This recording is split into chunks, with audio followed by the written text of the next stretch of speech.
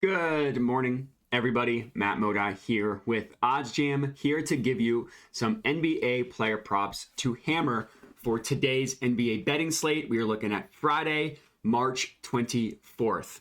So to do a little bit of a recap yesterday, pretty much broke even yesterday. This 378 in profit that you see for the today is just because the game ended after midnight. Really, it happened on yesterday's betting slate, the 23rd. So pretty much broke even yesterday. Was also the case with these NBA player props. I gave you 4 NBA player props and I went 2 and 2. I lost the Julius Randle under rebounds and assists. I lost the Donovan Mitchell over 3.5 assists, and then I won the Mikal Bridges under 0.5 blocks, and I won the Wendell Carter under rebounds plus assists. So for today, I have 3 for you guys that I absolutely love. One of them I found using the OddsJam arbitrage page. 2 I found using the OddsJam low hold page. So there are a lot of different ways in which we can find profitable betting opportunities. And these are 2 tools that I like to use a lot to find some plays. So before getting right into it, I would appreciate those of you watching, like, comment, and subscribe. Helps me out a ton as I try to grow my new YouTube channel. And then, of course, if you could hit me up on social media, I would recommend doing that as well. I post a bunch of bets and helpful educational stuff over the course of the day as well. Unfortunately, not everything can make it in a YouTube video, but the link for it is in the description of the video.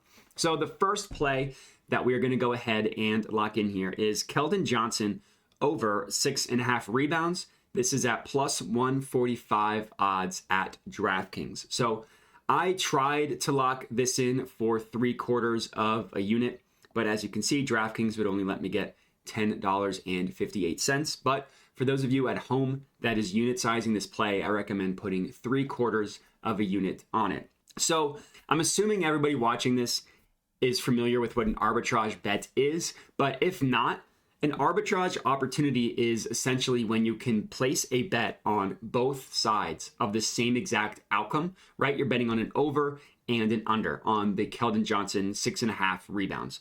One of these is going to win, one is going to lose, guaranteed. But the odds are such a way in that you can profit, you can make a guaranteed profit by placing a bet on both sides. So you bet the over at plus 145 odds and you bet the under at minus 140 odds. And that 5-cent difference between these two numbers, right? Between the 145 and the 140, you can literally make risk-free money because of that difference in those odds. But whenever an arbitrage opportunity exists, that means there are at least one, if not both, sportsbooks that are mispriced compared to the rest of the market, right? Sportsbooks don't want to have a scenario where you can literally place a bet on both sides and guarantee profit. Like, they don't want to be that far apart. They don't want to have that situation. So when that situation arises, one of them is bound to be mispriced, if not both. So when you're on the arbitrage page, you can literally just click into a play, like hover your mouse over here, literally just click the button, and it pulls up where every sportsbook is pricing odds for this play. So compare the DraftKings line to the other 2 sportsbooks, BetRivers at plus 118, PointsBet at plus 110. This doesn't show up on the positive expected value page because there's no sharp sportsbook to compare the odds to, right? There's no Pinnacle, there's no BetOnline. But as long as you can place a bet that is an outlier to the rest of the sportsbooks, even though we only have 2 points of comparison, look at where they're priced, right? And when you're positive expected value betting in general, trying to find profitable bets, you want to place bets that are outliers to the majority of sportsbooks. And that's exactly what we have here with this Keldon Johnson rebound play. So play number 1, Keldon Johnson over 6.5 rebounds, plus 145 odds at DraftKings. Play number 2, and again, I found 2 plays on the OddsJam low hold page. So a low hold is similar to an arbitrage opportunity where you can place a bet on both sides and get as close to possible as a 0% hold. Now, as of right now, there's no example of a 0% hold, but they're close, right? Plus 160 to minus 159, minus 119 to plus 118. The goal of a low hold is to have a situation where you can basically place a bet on both sides and essentially break even. That's kind of the goal of a low hold. So you want to place a low hold bet when you have a deposit match or a playthrough bonus that you need to go through, and you just want to make sure that you break even on either side. Another use of a low hold bet is if you're close to hitting the next tier, like a reward system on a sports book, and you need to risk $100 or whatever to hit that next tier, you can do so on the low holds page. And again, I guarantee that you're breaking even.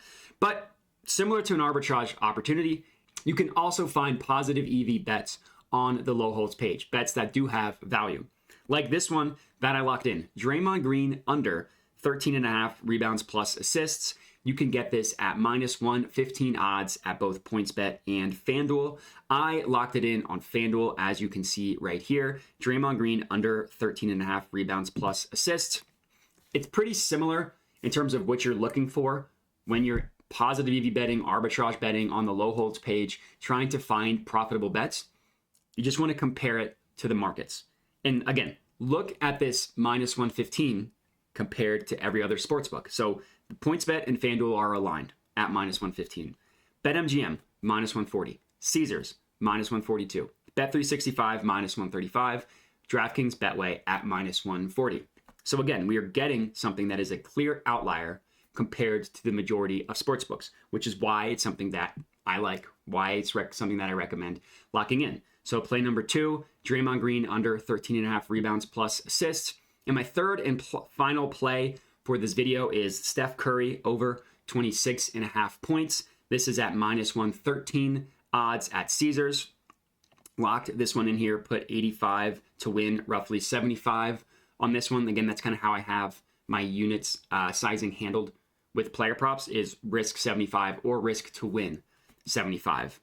In situations like this, when it's a point total, what I like to do, you still want to compare to the markets. So we see like -113 is what we got. We see -135, -135, -135. Still getting a pretty good price compared to the rest of the sports books. We can ignore these 3 underdog and prize picks because they're DFS companies. But with a stat like point totals, what I like to do is view the event page in a new tab, because I want to see, like, not every single sports book is going to price this total at 26.5, right? They're going to have it priced differently.